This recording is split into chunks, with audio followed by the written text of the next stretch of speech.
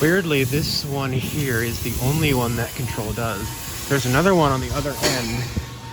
Wasn't able to find the control, but when I turned it on before, that one did not go on.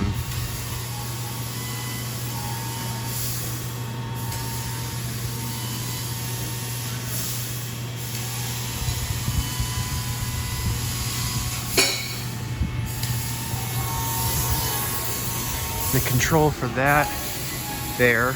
Control for that one at the end is somewhere down there on another pole like that.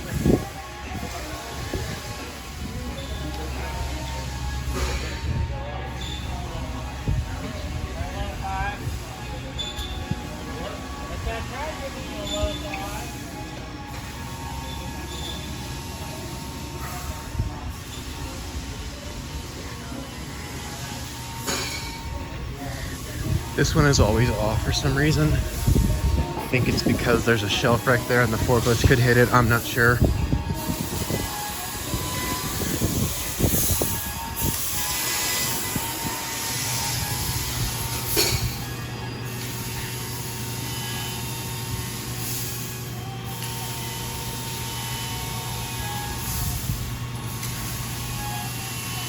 And that's it. Thanks for watching.